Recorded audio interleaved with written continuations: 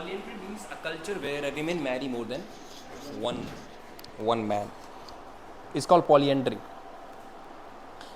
रीत मैरिज की भी बात की गई थी, दरोश की भी बात. What is दरोश?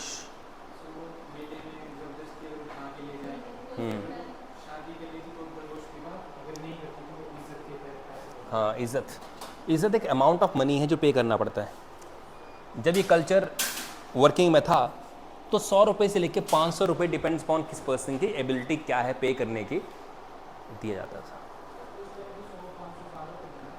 बड़ा अमाउंट था 100-500 रुपये, बिल्कुल बहुत बड़ा अमाउंट था 100-500 रुपये, इसलिए ये किया गया था. अच्छे ओपन नहीं हुआ दरोश विवाह. खैर ठीक है. Now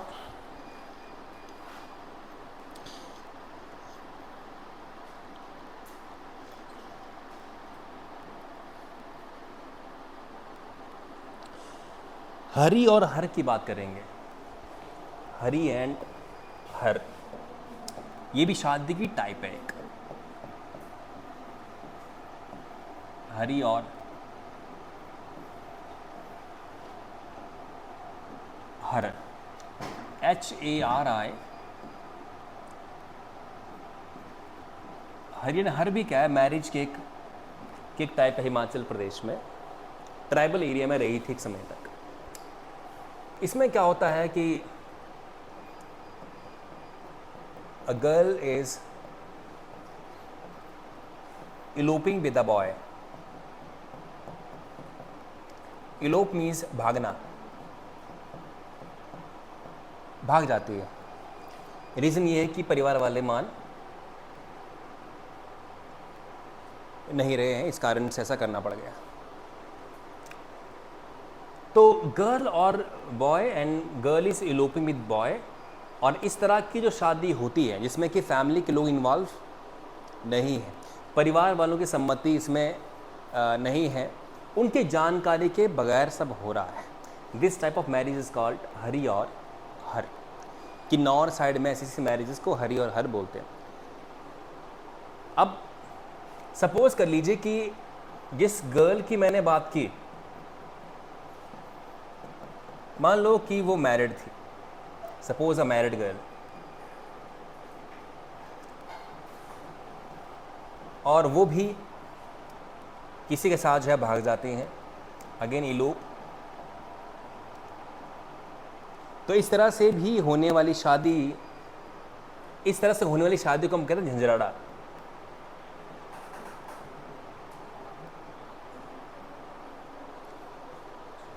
right. तो इसमें विवाहित महिला जो है अपने पति को छोड़कर उसकी बिना किसी इच्छा के या बिना उसकी मर्जी के किसी एक लड़के के साथ शादी कर लेती हैं या भाग जाती हैं. तो इस तरह से होने वाली शादी झंझराड़ा है. एक काम करता हूँ, लिखवाता हूँ आपको मैं हिंदी और अंग्रेजी दोनों में. देखिए, when a girl Mary's a boy, जब एक लड़की, sorry, elope with a boy, when a girl elope with a boy against the choice of the parents, जब एक लड़की अपने माता पिता की इच्छा के विरुद्ध किसी लड़के के साथ भाग जाती है, किसी लड़के के साथ भाग जाती हैं, तो इस तरह से then this type of marriage without parents being involved, तो इस तरह की शादी जिसमें परिवार वाले शामिल नहीं हैं, इसे हर या हर कहा गया है. This type of marriage where parents are not involved called हरी और हर. अब ये केस थोड़ा सा अलग है क्योंकि इसमें लड़की बैचलर नहीं थी, वो मैरिड थी और फिर भाग गई किसी लड़के के साथ. अगेन मैटर वही है कि बिना किसी की इच्छा, और इच्छा होगी भी कैसे, मैरिड है ये तो इस तरह की शादी जब होगी दैट इज कॉल्ड झंझराड़ा. और नहीं, रीत विवाह में जो हस्बैंड है उन्हें एक सम ऑफ अमाउंट देना पड़ता है, मैंने काइंड ऑफ दैट कि एग्रीमेंट हुआ हस्बैंड के साथ कि देखो ऐसा है और मैं जाना चाहती हूँ, या इवन जैसे जो बॉय है उसके हस्बैंड का नेगोशिएट करता है कि मतलब हम इलोप मतलब हम शादी कर लेना चाहते हैं। तो मतलब है बहुत ही अजीब बात कि एक व्यक्ति जो है किसी महिला के हस्बैंड से कह रहा है कि हम भाग जाना चाहते हैं, हम शादी करना चाहते हैं और आप जो है इस बात की परमिशन दे दो। और हस्बैंड जो एक अमाउंट मांग रहे हैं कि इस अमाउंट को दो तो फिर ऐसा पॉसिबल है। ऐसा लग रहा है कि कोई एक खूंटे से बांधी एक गाय है जिसको कोई मांग रहा और कह रहे इतना पैसा दो और फिर ले जाओ। तो वो बड़ा अजीब है, वो रीत थोड़ा सा अलग होगा। और रीत एक अमाउंट ऑफ मनी है जो हस्बैंड को पे करना पड़ता है, उस महिला के हस्बैंड को पे करना पड़ता है। पर यहाँ हस्बैंड तो इन्वॉल्व ही नहीं है पिक्चर के अंदर, उसे खबर ही नहीं है, जानकारी नहीं है, और उसकी वाइफ किसी साथ भाग गई और शादी उन्होंने कर ली है। तो इस तरह की शादी को बोलेंगे झंझराड़ा, झंझराड़ा। और लिखिए ब्रैकेट में अब इसमें, when ever A married girl, जब एक शादीशुदा महिला, when ever A married girl, जब एक शादीशुदा महिला इस तरह से शादी करे, वेन ए मैरिड वेमेन या girl marriage in this way, मैंने जो वे पहले बता दिया गया कि भाग जाती है या किसी के साथ भी शादी कर लेती है, then this kind of marriage is called Jhanjhrara. तो इस तरह की शादी को झंझराड़ा शादी कहते हैं, राइट। तो इस तरह की शादी को बोलते हैं झंझराड़ा शादी। ऑलराइट,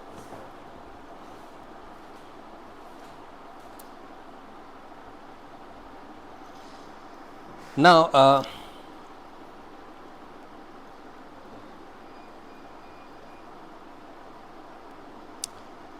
अब इसमें कुछ खास नहीं है जो हम डिस्कस कर सकें।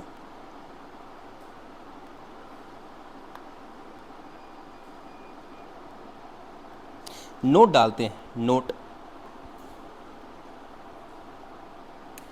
करेवा,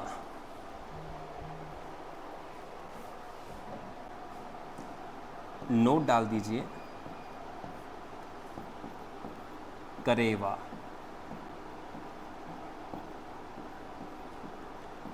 ये भी शादी का एक प्रकार है, एक टाइप है शादी की, मैरिज टाइप है, ए मैरिज टाइप।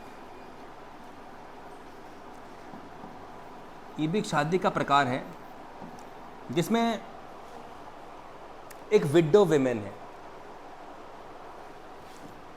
एक विडो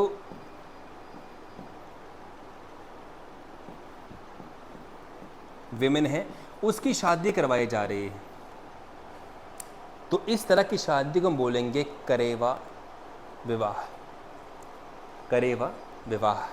और करेवा कहते हैं इसे शिमला में। तो शिमला का जो करेवा विवाह है वो एक्चुअली क्या है, कैसा है, जिसमें एक विडो, एक विधवा महिला है और उनकी शादी करवाई जा रही है। पर चंबा कांगड़ा में इसी तरह से होने वाली शादी को झंझराड़ा कहते हैं। परंतु but this type of marriage in Chamba Kangra is called Jhanjhrara. परंतु इस तरह की शादी जब चंबा कांगड़ा में होती है तो उसे झंझराड़ा कहा जाता है।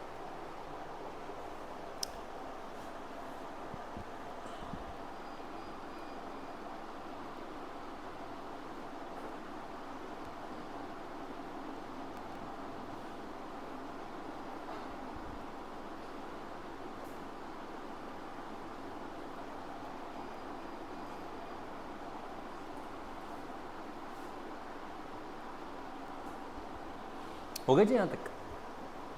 अब शादी का काम खत्म हुआ, अब डिवोर्स पे चलते हैं। डिवोर्स सिस्टम, हिंदू सिस्टम में डिवोर्स का कोई रोल नहीं था।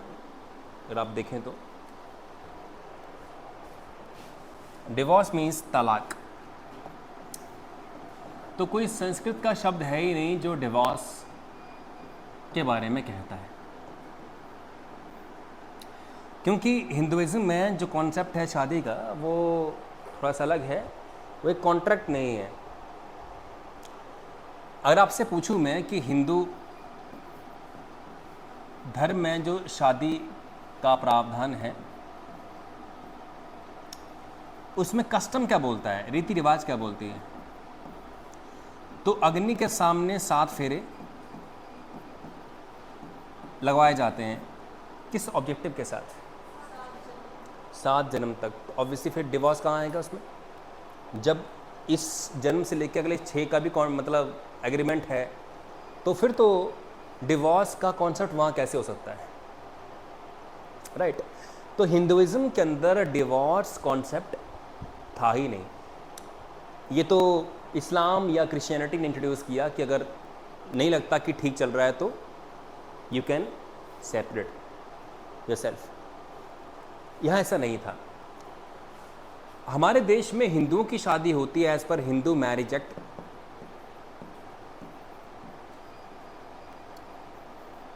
Marriage act 1955। इस कानून के तहत हिंदुओं में शादी रजिस्टर की जाती है और फिर तलाक का भी प्रावधान उसमें डाल दिया गया है कि कोई चाहे शादी को तोड़ना तो तोड़ सकता है, पर धार्मिक तरीके से देखें तो वो कैसे तोड़ सकते हैं उसको, पर कानूनी रूप से उसे तोड़ सकते हैं। अब बात घुमा फिरा के ये आती है कि क्या हिंदू धर्म में कोई कॉन्सेप्ट था ही नहीं डिवोर्स का? तो कहते हैं ट्राइबल लोगों में था, ट्राइबल्स में, जनजाति लोग थे, उनमें तलाक वाला कल्चर, मतलब तलाक शब्द तो नहीं था, उसे भी हरी या हर कहते थे कि शादी तोड़ना, हरी एंड हर। इवन एक महिला अपने पति को छोड़कर अपने किसी पुरुष मित्र से भाग जा रही है, वो भी डिवोर्स ही था। और क्या था, वो भी पति जिंदा है और छोड़ के उन्हें जा रही हैं। तो मीन्स फिलहाल लिखिए इसके अंदर, हिंदू धर्म में तलाक का कोई प्रावधान नहीं है। In Hinduism there is no provision of divorce. Hindu धर्म में तलाक का कोई प्रावधान नहीं है। In Hinduism there is no provision of divorce. परंतु कुछ जनजातीय क्षेत्रों में, but in some tribal areas it is there, परंतु कुछ जनजातीय क्षेत्रों में ये था। अब इसलिए मैं लिखूंगा यहाँ पे देहरी, हरी, हर, 3 नाम लिख दिए मैंने यहाँ पे, देहरी, हरी और हर। ये तीनों नाम हिमाचल के डिफरेंट ट्राइबल एरिया के लोग लेते हैं या लेते थे फॉर डिवोर्स, तलाक। तो डिवोर्स के 3 नाम नहीं है।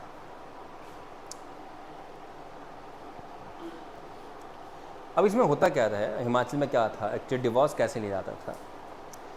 जैसे मान लो कि तलाक चाहिए,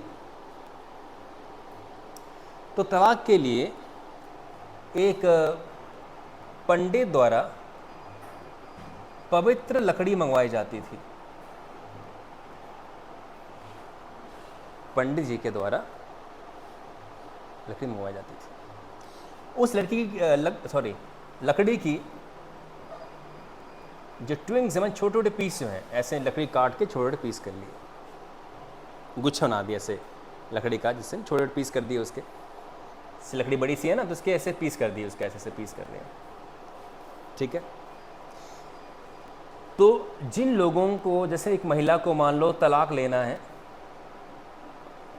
अपने हस्बैंड के साथ, तो उस ओकेजन में दोनों लोग आमने सामने खड़े कर दिए जाएंगे और इनके रिश्तेदार यहाँ सामने खड़े कर दिए जाएंगे, लड़की के भी और लड़के के भी। फिर क्या करेंगे ये लोग कि ये इनके हाथ में ये पवित्र लकड़ी दे दी जाएगी, ये उसे तोड़ेंगे और इन पर फेंक देंगे। ये जो लोग खड़े होंगे ना यहाँ सामने, इन पे वो फेंक देंगे लकड़ियों को, ठीक है। फेंकने का मतलब ये हुआ कि देखो रिलेशन हमने तोड़ दिया तुम्हारे सामने, लकड़ी तोड़ी और उन पे फेंक दिया। फिर क्या है कि ये ऐसे मुड़ जाएगा और ये उस तरफ मुड़ जाएगी, मन दोनों ऐसे पीठ इस तरफ कर लेंगे, ठीक है। फिर जो लकड़ी इनके पास होगी उसे फिर जो बची होगी उसे फिर तोड़ेंगे और एक दूसरे पे फेंक देंगे और फेंकते हो जाएंगे एंड ख़त्म। ये पठानकोट निकल गया, दूसरा किन्नौर भी निकल गया उसके बाद। तो इस तरीके से ये जो कल्चर है, जैसे कि जो डिवोर्स है इस्लाम में वो थोड़े डिफरेंट तरीके से था, क्रिश्चियनिटी में डिफरेंट तरीके से है, पर हिमाचल के ट्राइबल एरिया में इस तरह से काइंड ऑफ तलाक ही दिया जा रहा है। एक तरह से शादी टूटी तो रही है, तो उसे देहरी हरी या हर कहते हैं। आई रिपीट, पति पत्नी को रखा जाएगा सामने, पुरोहित आएंगे, पंडित आएंगे, पवित्र लकड़ी उनके हाथों में दे देंगे, जिन्हें वो कहेंगे ओम का उच्चारण करते, ओम ऐसे बोल देंगे और आप लकड़ी तोड़ दीजिए जैसे कि बोलेंगे, और लकड़ी तोड़कर ये उन रिलेटिव्स पे जो इनके आमने सामने यहाँ खड़े होंगे, ताकि दोनों परिवार के परिजनों के बीच में सब हो, विटनेस हो, ताकि कि इनकी नज़र में ऐसा हुआ है। तो इनके ऊपर लकड़ी तोड़ के डाल दी जाएगी। उसके बाद फिर दोनों मुड़ जाएंगे और मुड़ने के बाद लकड़ी तोड़ते हुए ऐसे पीछे को फेंकते जाएंगे। इस तरह से शादी जो है वो टूट जाएगी, राइट। तो लिखिए ज़रा इस बारे में, देखिए इस तरह का कल्चर मीन्स क्या बोलते हैं उसको, संस्कृति। This type of culture is in tribal areas of Himachal Pradesh. इस तरह की संस्कृति हिमाचल प्रदेश के जनजाति इलाकों में थी, आज भी है। मुझे कंफर्म नहीं है कि आज लोग पढ़ लिख चुके हैं तो ये कौन करेगा ऐसे से काम, full stop. In this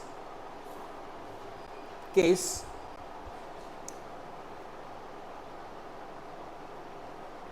a pandit gives the holy wood twins,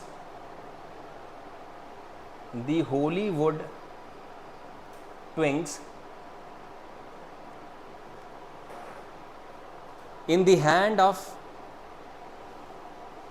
husband and wife। अब लिखिए हिंदी वाले, इस स्थिति में पुरोहित आएंगे और पति पत्नी के हाथ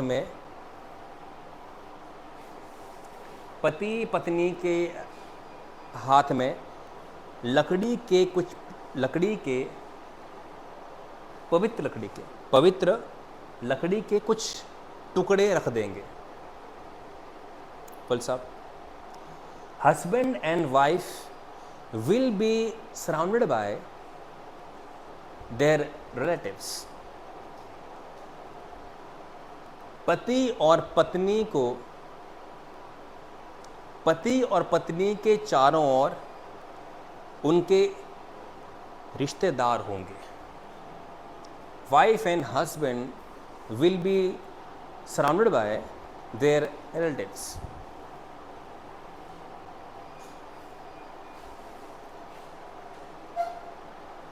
full stop. Wife and husband will break these wood twigs। पति और पत्नी लकड़ी के टुकड़ों को, husband and wife will break these wood twigs and will throw on the relatives। पति और पत्नी इन लकड़ी के टुकड़ों को तोड़कर रिश्तेदारों पर फेंक देंगे,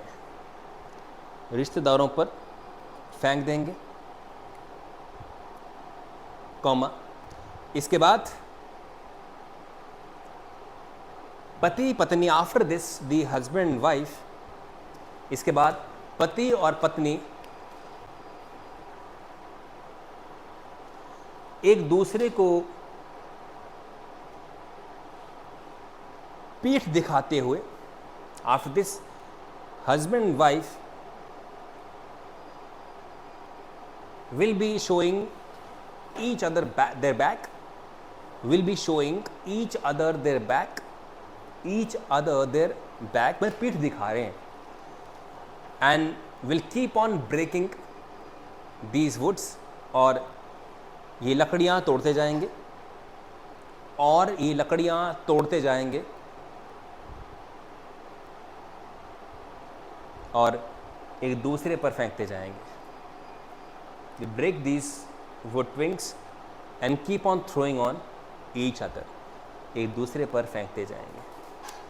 अभी कस्टम बड़ा ही अजीब लग रहा है कस्टम ये, पर चूँकि ये बहुत पुराना कस्टम है और तब के लोगों का जीवन काफ़ी सरल और माने काफ़ी ज़्यादा उसमें आडंबर नहीं था, तो शादियाँ भी बड़े सस्ते में होती थी और तलाक भी काफ़ी सस्ते में निपट रहा है. पर एक बात बहुत यहाँ पे सही बताई गई है कि दोनों फैमिली के लोग यहाँ सामने खड़े हैं, जहाँ बहुत क्लियरली दोनों दिख रहे हैं कि दोनों की रजामंदी इसमें, ये नहीं कि एक का किसी भी प्रेशर था या कुछ था, दोनों इच्छा से जो है से ब्रेक कर रहे हैं.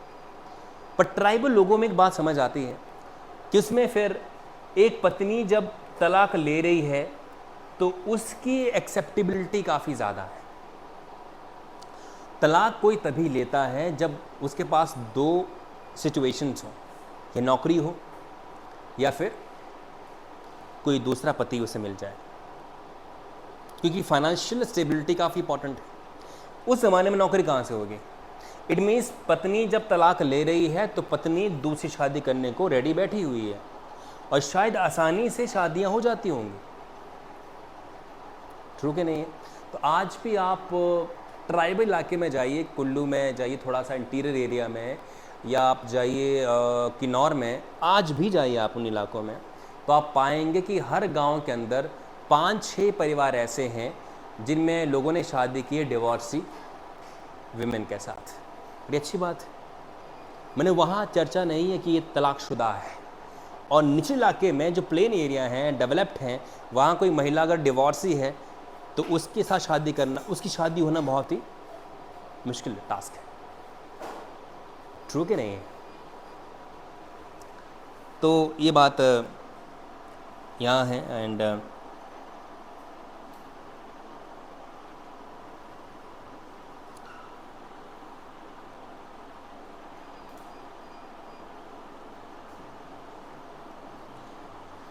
देहरी हमने डिस्कस किया, देहरी डिस्कस कर लिया. चलिए फ्यूनरल की बात करते हैं.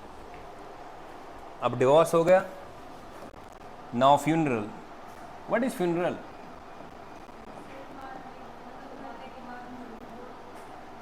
मरने के बाद जो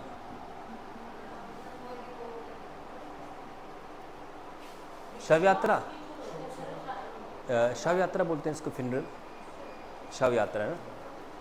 आई थिंक यही बोलते हैं फ्यूनरल को हिंदी में, शव यात्रा.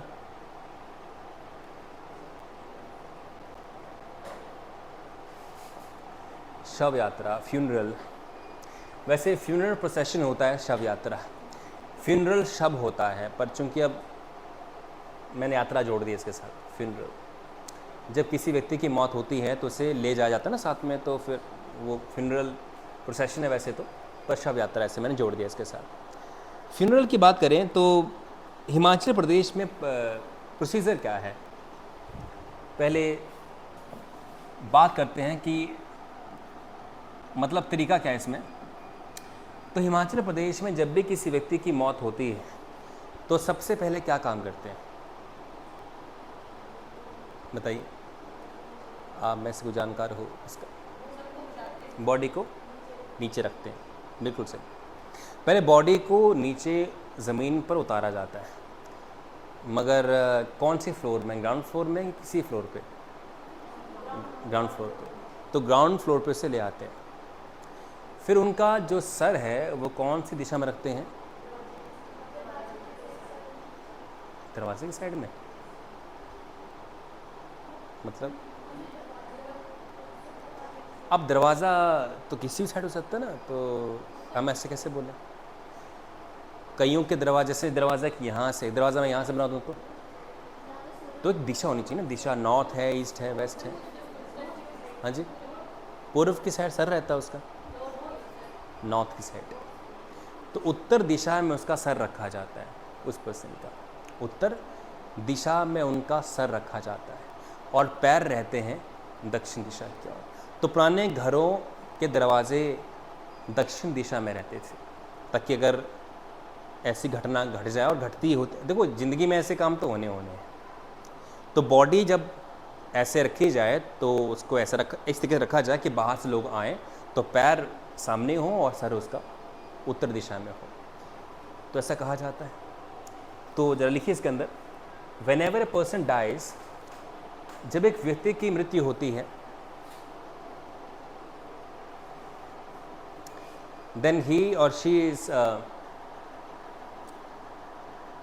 Carried to the ground floor, तो उसे घर के सबसे निचली मंजिल में ले आकर, he is carried to the ground floor, he or she is carried to the ground floor, and then his or her head is put in the north direction, तो शव का सर उत्तर दिशा में रखा जाता है।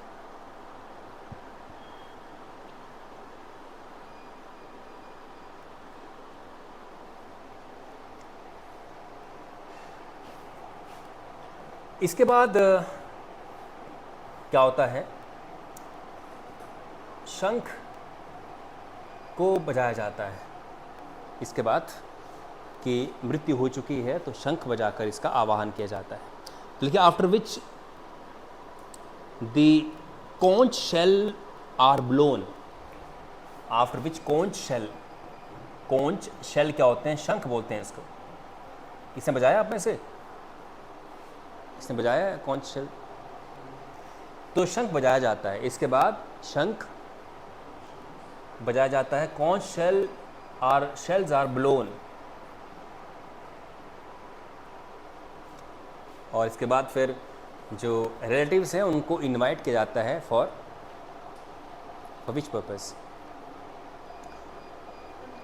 शोक मनाने के लिए। शोक, अंतिम दर्शन ठीक है, पर शोक मनाने के लिए, शोक सभा के लिए उनको बुलाया जाता है। तो लिखिए, after which the relatives are invited, इसके बाद रिश्तेदारों को बुलाकर एक शोक सभा करवाई जाती है।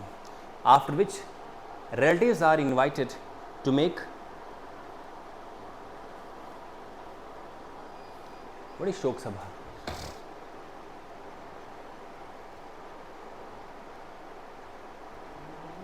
हाँ जी, नहीं बट अंग्रेजी में शोक सभा का क्या अर्थ होगा?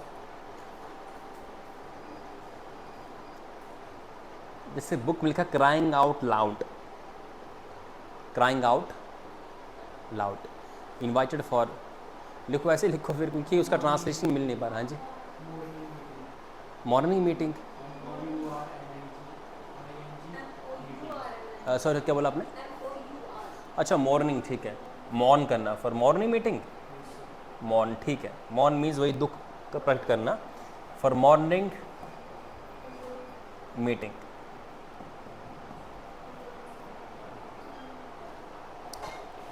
सही। तो मॉर्न करना मीन्स दुख जताना, तो दुख जताने के लिए लोगों को बुलाया जाता है।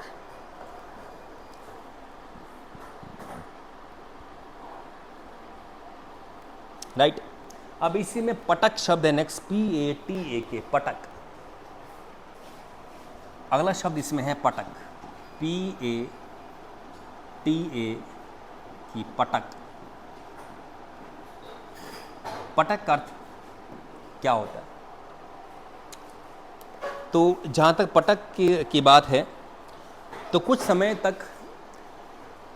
तक जो परिवार के लोग होते हैं या रिश्तेदार होते हैं, उन्हें नॉनवेज खाने के लिए मनाही की जाती है, अल्कोहल एंड नॉनवेज, तो उसे बोलते हैं पटक। ये एक रीति है, ये कस्टम है, this is the custom in which, ये एक रिवाज है, this is the custom in which, एक रिवाज है जिसमें मृतक के परिवारजनों को in which the relatives of deceased DECEA deceased are not permitted to eat alcohol and non-veg food. मृतक के परिवारजनों को एक समय तक शराब और मांस मछली खाने पर प्रतिबंध लगा दिया जाता है।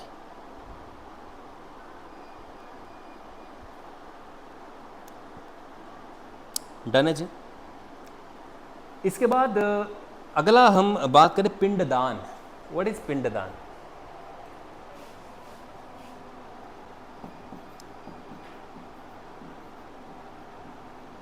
पिंडदान क्या होता है?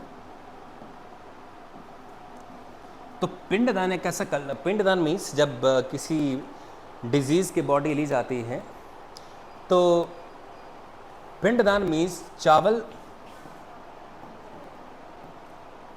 एंड दही को ऐड करके पिंड बनाए जाते हैं। मैंने इसके थोड़े से जैसे कि इसमें एक राउंड शेप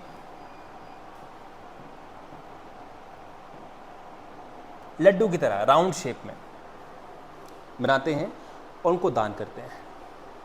कि अंडर दिस कस्टम, इस रिवाज के अधीन चावल और दही, अब कई जगह आटा भी करते हैं यूज़, अब उनकी अपनी इच्छा है, पर ओरिजिनली चावल यूज़ किए जाते थे।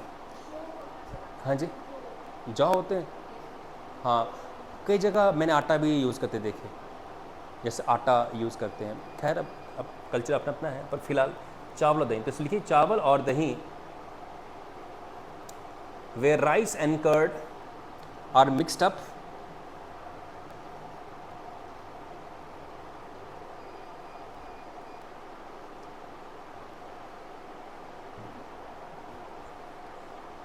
to make some laddus। चावल और दही मिलाकर उनके छोटे छोटे लड्डू बनाए जाते हैं। लड्डू शब्द इंडिया का ही है, बाहर कहीं नहीं है ये। And then offer to the deceased, और उसे मृतक के लिए दान कर देते हैं, और उसे मृतक के लिए दान कर देते हैं।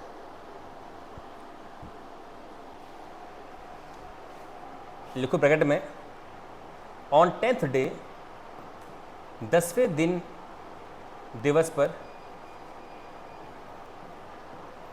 ऑन 10th डे 10वें दिवस पर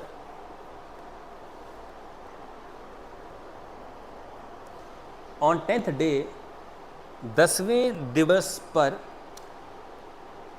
कपड़ा धुलाई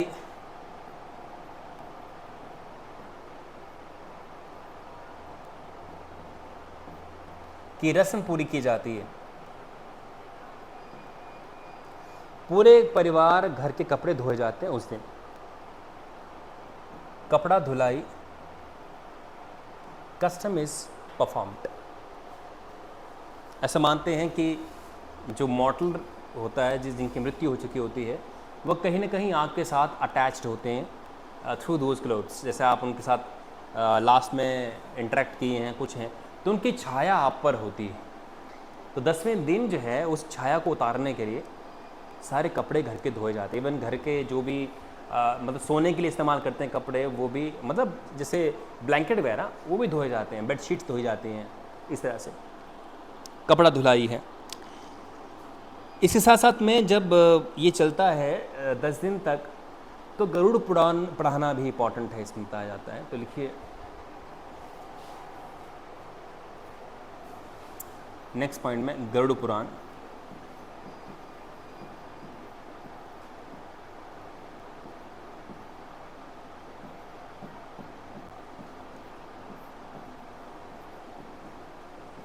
मृतक के घर में उसकी आत्मा की शांति के लिए इन द डिजीज फैमिली मृतक के परिवार में डिजीज्ड, हाँ मतलब मृतक mean diseased, DECEASCT, diseased.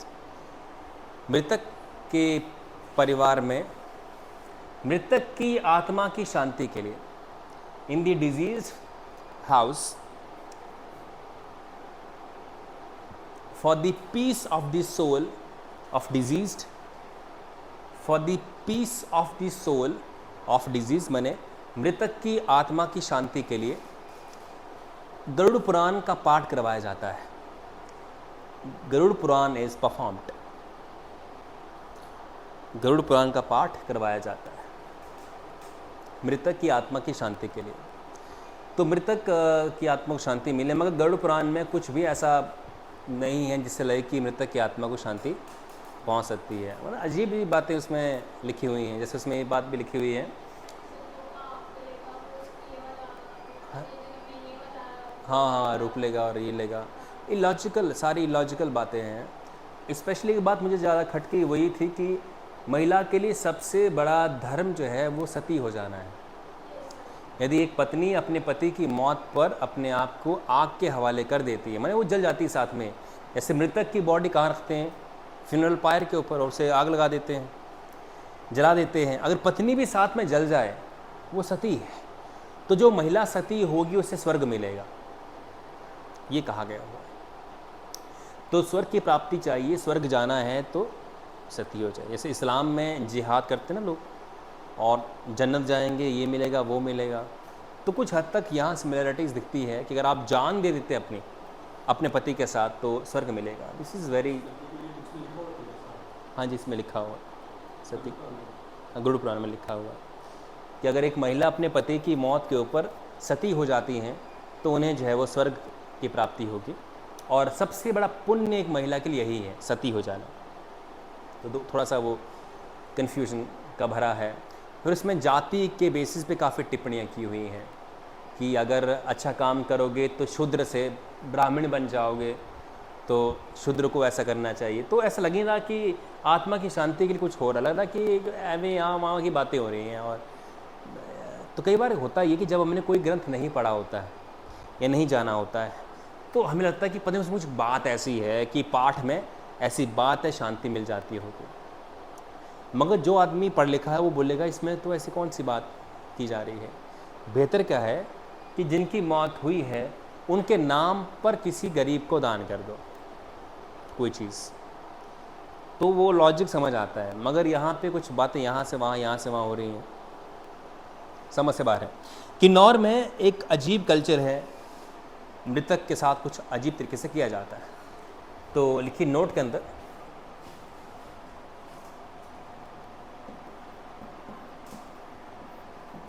Kinnauri culture,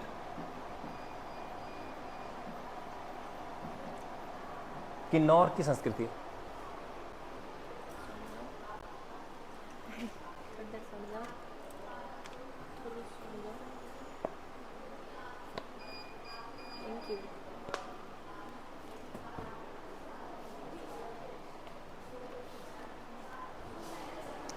Kinnauri culture में क्या है, किन्नौरी कल्चर में मृतक, जैसे नॉर्मली मृतक को ले जाकर क्या करते हैं, लकड़ी पर रखकर उन्हें जला दिया जाता है। उनकी अस्थियों को गंगा में बहा दिया जाता है। ये है किन्नौर में कुछ अजीब बातें हैं, जैसे कि दुबाट, पहला है दुबाट। What is दुबाट? इसमें मृतक की बॉडी को नदी में फेंक दिया जाता है, जो नकुल नदी होती है उसमें फेंक दिया जाता है। तो देखिए, in this culture the dead body is throne into the river. इस क्या बोलेंगे, इस किन्नौरी संस्कृति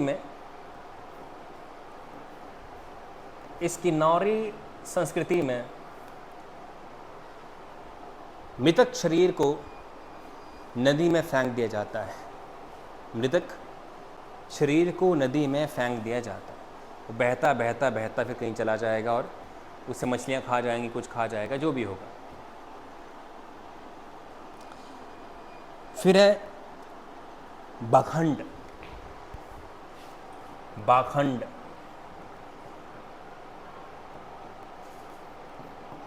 BHAKAND। बाखंड में क्या होता है? बाखंड में डेड बॉडी को चील कौओं के सामने छोड़ दिया जाता है और चील कौवे इसे खा जाते हैं। अजीब कल्चर है वैसे तो, लेकिन इस संस्कृति में मृतक के शरीर को चील कौओं को खाने, चील कौओं के सामने छोड़ दिया जाता है। In this culture the dead body is left before the vultures, left before the vultures, जो गिद्ध होते हैं या चील होते हैं, बिफोर द वल्चर्स, और ये उन्हें खा जाते हैं। And they eat the dead body, और ये मृतक के शरीर को खा जाते हैं। And they eat the dead body, तो इस तरह से पूरे शरीर को खा जाते हैं। तो ये एक बड़ा ही अजीब कल्चर है, मगर एक समय पे ही होता था, आज तो नहीं ऐसा, ये बहुत रेयर है, तो पहले ऐसा वहाँ पे होता था। आखिर ये फुकांट, फुकांट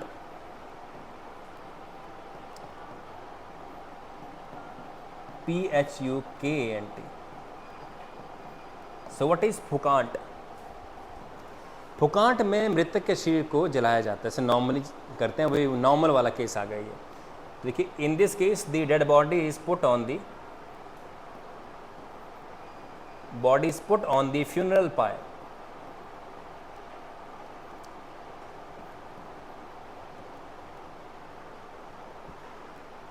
इस तरह की संस्कृति में मृतक शरीर को